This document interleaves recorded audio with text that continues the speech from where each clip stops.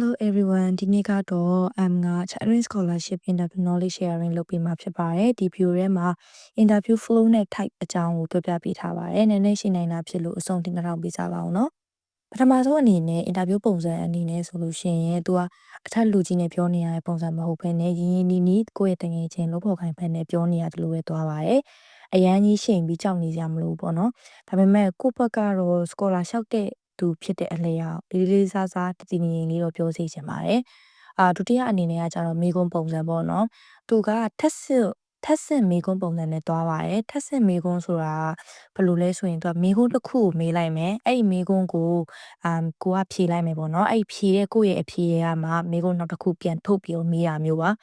ဥပမာအနေနဲ့ပြောရမယ်ဆိုလို့ရှိရင်ပထမမိကုံးကအိမ်မှာမိသားစုဘယ်နှယောက်ရှိလဲဆိုရင်ကိုက3ယောက်ရှိရဲ့အဖေကတော့ဘာလုပ်တယ်အမေကတော့ဘာလုပ်ပါတယ်အဲ့လိုမျိုးဖြေမယ်ပေါ့နော်ဆိုရင်အဲ့နောက်မိကုံးကိုအဲ့အဖေကနေဆက်ပြီးတော့မှအဲ့အဖေကနေကောက်ပြီးတော့ပေါ့နော်အဖေရဲ့အလုပ်ကိုင်းချင်းတွေကဘယ်လိုမျိုးလဲဝင်ငွေဘယ်လိုလဲအဲ့လိုမျိုးမေးတာမျိုးပေါ့နော်ဒါကဥပမာပြောတာပေါ့အတိအကျကြီးအဲ့လိုကြီးမေးတယ်လို့တော့မဟုတ်ဘူးပေါ့နော်ပြီးတော့သူတို့ကကိုရေးထားတဲ့ essay တွေကနေပြီးတော့မိကုံးကိုပြန်ထုတ်ပါတယ်ဥပမာကိုက essay တောင်မှမဟုတ် video presentation နဲ့မှာကိုကဒီ scholar နဲ့ဒီ major ဖွဲရပြီးရင်လူတို့အကျိုးပြုလုပ်ငန်းကိုလုပ်မယ်လို့အချမ်းပြင်းရေးထားရပေါ့နော်အသေးစိတ်မထည့်ထားဘူးဆိုရင်ဒါမျိုးရေးထားတာတွေ့တယ်ဆိုတော့အဲ့လူတို့အကျိုးပြုလုပ်ငန်းဆိုတာဘယ်လိုလုပ်ငန်းမျိုးလဲဥပမာပေးပြီးပြပေးလို့ရလားဆိုတဲ့မိကုံးမျိုးလာထပ်တယ်ပေါ့နော်ဆိုတော့ essay တွေကိုကိုယ့်စိတ်ကူးနဲ့ကိုယ်တိုင်ကိုယ်ချရေးထားတယ်ကိုယ့်ရဲ့ခေါင်းထဲမှာဒါတွေနဲ့ပတ်သက်ပြီးအဖြေရှိပြီးသားဆိုလို့ရှိရင်ဒီမိကုံးတွေကမခတ်ဘူးပေါ့နော်ကြောက်စရာမလိုပါဘူးပြီးတော့ဒီမိကုန်းတွေကသူတို့မေးတဲ့ပုံစံပေါ့နော်အဲ့ဒီအပြင်ဗာမိကုန်းနေလဲဆိုပုံမှန် interview တွေမှာလာတက်တဲ့မိကုန်းပုံစံတွေပေါ့နော် basic မိကုန်းတွေကတော့ပါတာပဲပေါ့နော်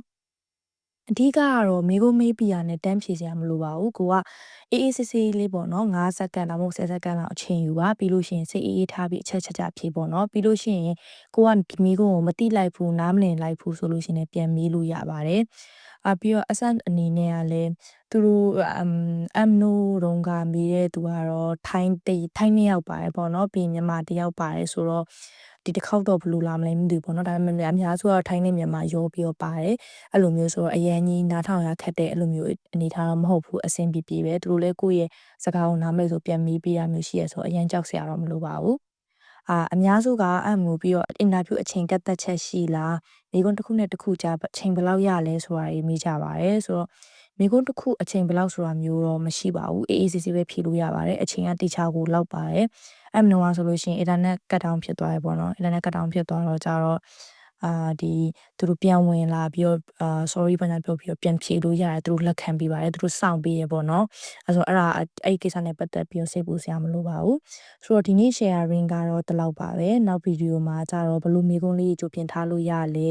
ပြီးတော့ဘလို့ပြင်ဆင်ခဲ့လဲဆိုတာမျိုးကို sharing လုပ်ပေးပါမယ်ဆိုတော့ channel ကို like and subscribe လေးလုပ်ပေးထားပါဦးဆိုတော့ see you soon ပါ